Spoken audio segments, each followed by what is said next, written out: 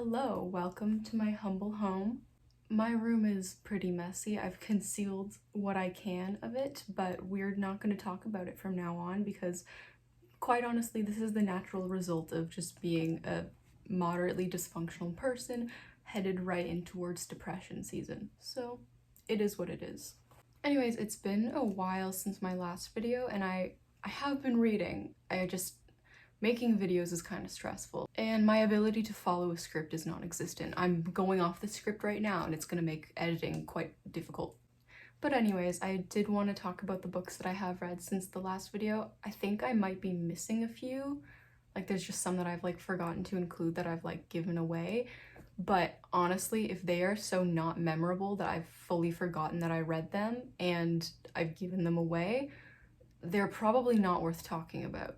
I think I was reading this book when I made my last video. The book I was reading was Gone with the Wind, and I read this because I bought a copy of it when I was in like grade 8, and I just never, let me show you what this book looks like. Just thicker than the Bible. Like, I don't know if that's true. This just scared the crap out of me to like look at, but I really wanted to be like smart and read it at some point. So I finally was just like, you know what? I wanted to read more. I have all these books that I haven't read. I'm just gonna start with this for some fucking reason. It is almost 1,500 pages. Needless to say, I was intimidated by this. However, shortly after starting it, I was like really into it. There were definitely parts of it that I was just like, when is this gonna be over? And like there were a few like reading slumps, but nothing that ever lasted more than like a week. I don't know if it's my favorite book because I am so loyal to Sylvia Plath and the Bell Jar, but like it's so good. If you don't know what it's about the Civil War, and it is from the side of the Confederacy. So if you know what that is about, you'll be able to tell some of the issues that I will discuss in a minute. I find war stories so dreadfully boring, but this was not. Like, this was so good. Like, I didn't even really feel like this was a war story. And the good thing about like a hefty book like this is you have lots of time to explore the characters. I do love a short book, but I mostly love a short book when it's like a classic or something that I feel like I need to read, but I don't necessarily want to for my own sake. My original plan with reading this was to make a video, but then as I was reading, I was like, I guess you can just read for fun, which I had not really done before. I was always reading for like a purpose of criticism or for school, something like that. But this, I was just like, this is kind of nice. Like, this could just be for me. Anyways, I'll get into the issues of the novel now. It is extremely racist. I mean, I think that is pretty clear just by the basic synopsis. I feel like this book, like when you're reading it, you just go through so many different like, I hate this or I love this, but then like overall it is written so well. Also, we're kind of starved in terms of like women's literature. Women were denied education and had just so many like domestic duties that like, when do you have time to write a novel? Like, when did you have time to like become literate and then write a novel? Women were not included in literacy for a lot of history. So when I can find a like good female writer from history, I'm like, I latch right on. However, I would not recommend this for young white people to be reading without any kind of guidance from like someone with a developed brain, because it does like promote racist ideas that if you have basic critical thinking skills, you won't be influenced by that. But you know, like I've seen white kids get easily influenced by bigoted ideas. First of all, with whiteness, it is easy to be ignorant. Mixing that with not good critical thinking skills and teenagers going through like angsty phases where they want to be like counterculture, or they just want to like shock people or whatever, turns into racism a lot of the time, or just whatever. Like, it doesn't have to be racism, just any kind of like hate towards a marginalized group.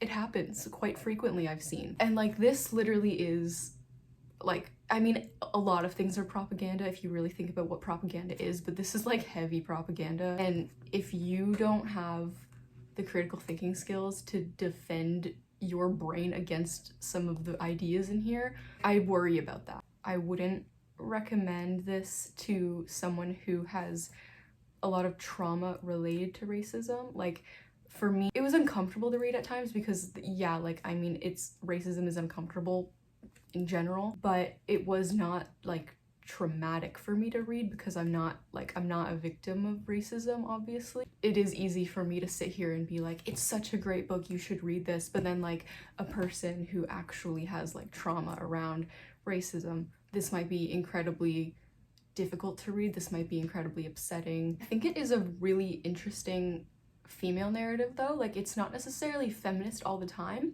but it kind of explores different waves of feminism, but all within the time period of like when the Civil War was happening. Like, it really is ahead of its time in that way. It is very like nuanced. Like, I don't think it was intended to be a like feminist novel, but it can be used as one. Scarlet is like not what a lady should be in her society. She isn't polite. She's like aggressive. She is selfish, but all in like the way that I respect so much. She needs to be selfish to survive. She's the only reason that her family survives as long as they do. I love her. Like, I love how aggressive she is. I love that she gets shit done. I respect her. Like, she isn't like a tomboy trope either. Like, in Little Women, Jo, I know she is very iconic, and I do think that was radical for the time to have a female lead that was not like conventionally feminine, but that just didn't speak to me so much because I feel like we have lots, at this age, we have lots of representation for like tomboys. I like that Scarlet is a very like hyper feminine woman who, she's smart, she is strong, she's a very complex character. She's literally like the epitome of a strong female character. And then you've got Melanie, who is also a female lead, kind of. She's like near the forefront of the cast anyway. And she is like also such an interesting, complex character, but her personality is like the opposite of Scarlet. There's just so much to explore in like femininity and different types of femininity. And like, they're both good and they're just both very interesting and they can coexist together. The next book I read was Wicked. The reason I read it was because I really liked the musical when I was younger, but I couldn't really remember the plot of it. But I found the book at a thrift store and I just decided, oh, that would be an interesting way to like revisit the story. I don't know if it's right to say I hated it, but I think I hated it. I don't think I enjoyed a single part of it. I mean, no, okay, that's not true. There were certain parts where I was like, Alphaba, kind of love her. I just don't like the style that this was written in. It gives huge written by a man energy, and that's not a bad thing, it's just not for me. Also, okay, so I was watching, and I think it was UnCarly. She's like a book channel. I mean, she's an extremely popular book channel, but if you aren't on booktube, then maybe you don't know about her. She mentioned how some like authors, they just think like P is imagery. Like, I've never encountered that before until I read Wicked. Like, why is there like just P everywhere? Why? Like, is he like just into water sports and he's trying to like subtly let us know, but it's just not coming off that subtle? I don't know. I was confused why there was so much urine involved in this novel. The novel is like strictly about the politics of that world. I feel like there was nothing really very personal feeling about it. The musical, it touched on the politics. That was definitely a huge aspect of it, but it also had a lot more character development, and it very much focused on, from what I remember, the friendship between Galinda and Elphaba. And I thought that was just a huge, important part of the musical, and it's like not included really at all in the novel. Next, I read A Big Dose of Lucky by Martha Jocelyn. The story is about a black girl from Toronto in about like the 60s or 70s. She's an orphan and her orphanage burns down, and she's set upon this journey to find out more about her biological family and, you know, where she comes from and all that. I was like so excited about this book when I bought it, and then I look up Martha Jocelyn and it's a white lady.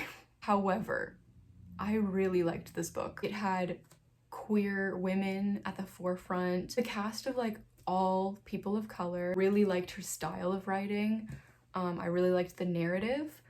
My only criticism is the fact that she's a white lady, but at the same time, White people need to also be addressing racism and colonization and all that. Like, we can't just like never write about it because then it's just like we're not acknowledging it.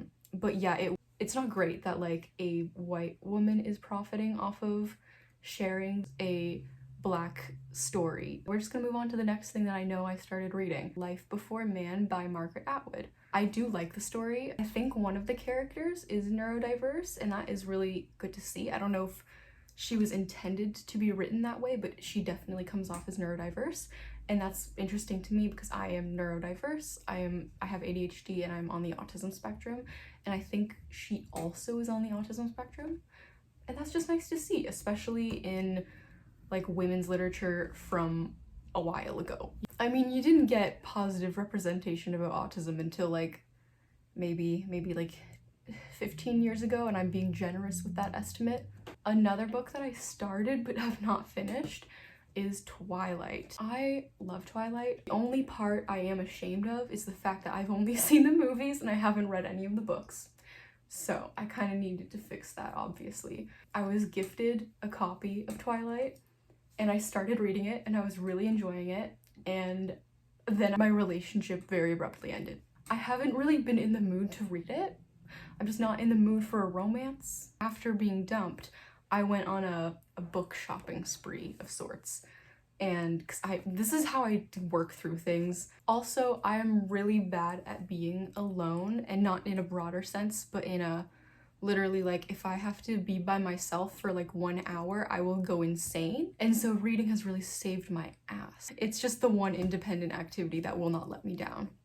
So I bought a bunch of books so that I could really just do my best to enjoy my time alone. The first thing that I read was Things Have Gotten Worse Since We Last Spoke by Eric LaRocca. You can absolutely crush this book and like have over half your day left. The way it's written is like it's like messages between these two women, and they develop this kind of like relationship together online, and so it's like a queer narrative, but it gets fucked up. I'm not particularly sensitive to gore or like horror in general, but like there was one part of this where I was like, trigger warnings down for, I'm pretty sure there's like self-harm involved, not in a conventional way, but it is self-harm nonetheless. Death, gore, abuse, child abuse. Maybe look up some trigger warnings for it if you're thinking about reading it and you're nervous about the content. Honestly, I didn't really take anything away from this book that I could really apply to my life. I think this really is just for escapism. Another criticism that I did see pretty frequently was that it ended very abruptly, and I do agree with that. Like, I turned the page and there was no more writing. But at the same time, I don't think that that's necessarily a terrible thing about this book, because what it's supposed to do is take you out of your head for a second. It distracts you. It keeps your attention off of your own life for a minute. It's short, easy to process. It does exactly what it's supposed to do, and it doesn't really need this super profound ending. Next, I read Conversations with Friends by Sally Rooney. This book, I also want to call it my favorite book, but like I also call The Bell Jar my favorite book, and like A Room of One's Own my favorite book, Gone with the Wind my favorite book, and I genuinely cannot tell which one is my actual favorite book. I do think maybe a trigger warning for like suicidal ideation. I think there's self-harm involved. I don't know if that's all the trigger warnings. I would maybe look it up. There were definitely parts where, like, you know, there was a lot of hopelessness. There were parts where I, like, while I was reading that, I was really not doing well with my mental health, but there's like other reasons for why I wouldn't have been doing well with my mental health. It's a female-driven narrative. It's got queer characters at the forefront. Everyone who I've like talked to about this book everyone's just said like it's so amazing the way that it explores our just relationships with each other. I think if you like character-driven stories, you will not regret reading this. I really think that this is the type of book that you will keep forever. The next thing I read was My Year of Rest and Relaxation by Otessa, Moshfet, Moshfet. I was so excited to read this. It is so hyped up. The synopsis is like the narrator.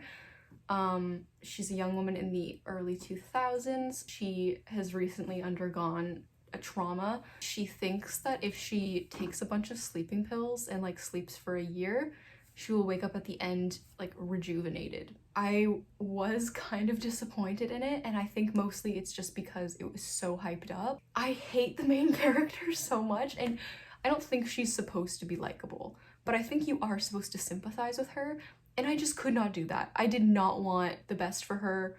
I truly could not care less if she just died from sleeping pills.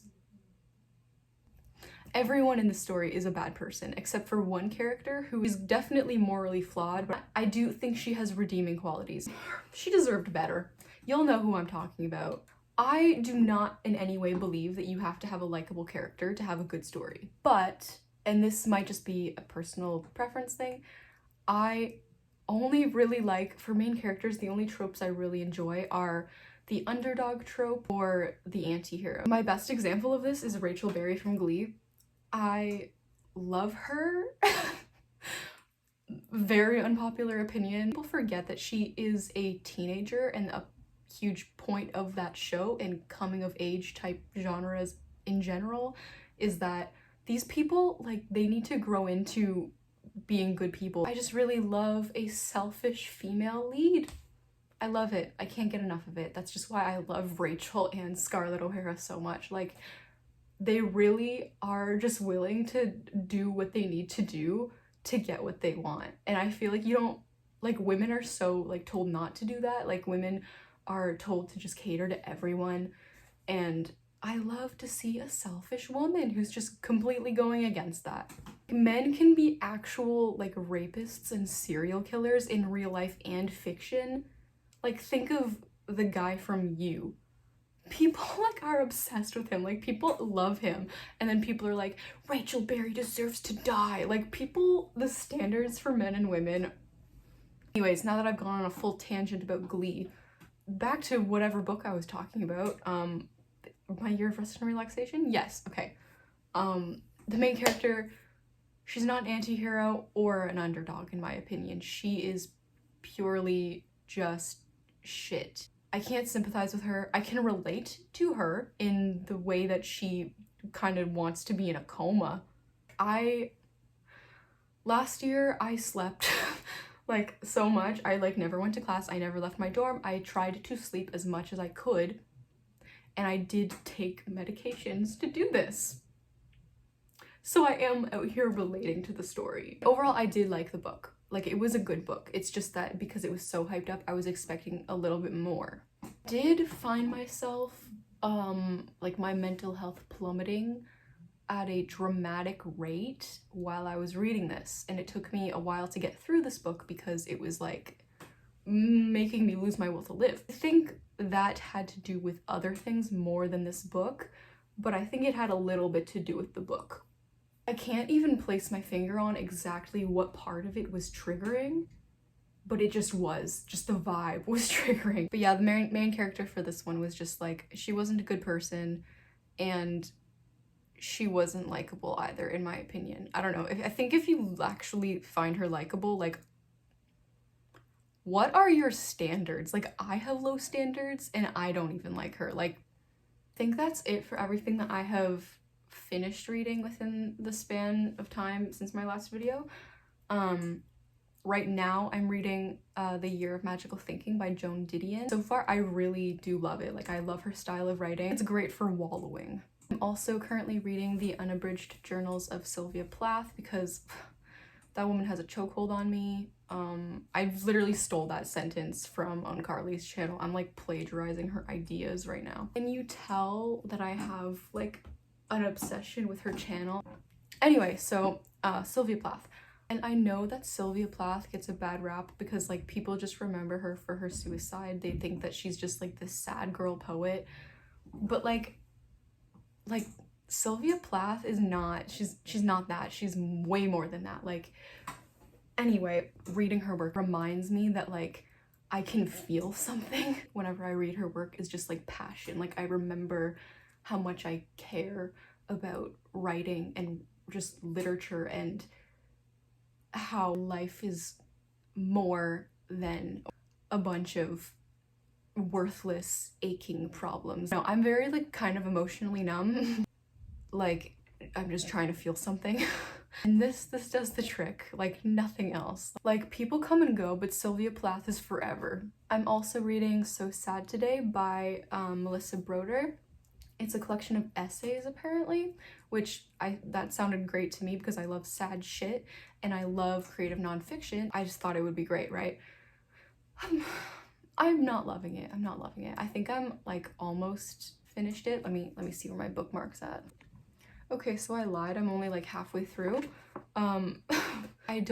It's not my style. Like, it's not that it's bad necessarily. I don't think I'm qualified to really call anything bad writing. I do get the style and I did enjoy the first essay or two, but I don't really understand how they are essays. And maybe that is just me being smooth-brained. I really like cannot figure out like what the thesis is, like what is the why of this essay, like why am I reading this, what was the point? This comes off more as like a bunch of diary entries, like they're very self-indulgent, which is totally fine. I mean, sometimes that's what you need to read.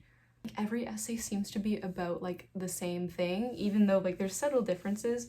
They're all very similar and they don't seem to explore different aspects of like mental illness, addiction, relationships, anything like that. It feels kind of redundant at this point, and like I'm only halfway through. I like language in books that is kind of like over the top or just very interesting and unconventional, or it's a very specific voice that the writer has. I think that's just what writing is. Like, I think that's what good writers do. They have a distinct voice. And like, she has a distinct voice, but it doesn't come off as original exactly. It comes off as very like, this just sounds like the internet. If the internet could speak, this is what it would sound like. Which, I guess that is a distinct voice, and that is kind of her image, is she's an internet person. But like, there's so many internet people though. Like, you gotta have something original.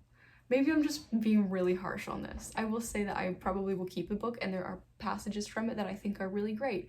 And I have a lot of things highlighted, and I have pictures of text from it because I think it's really interesting. It's just overall, I'm liking it less and less. The next thing I'm going to be reading, but I haven't started yet, is A Little Life by, I gotta read this right. Okay, I'm not gonna read this right. Hanya Yanagihara?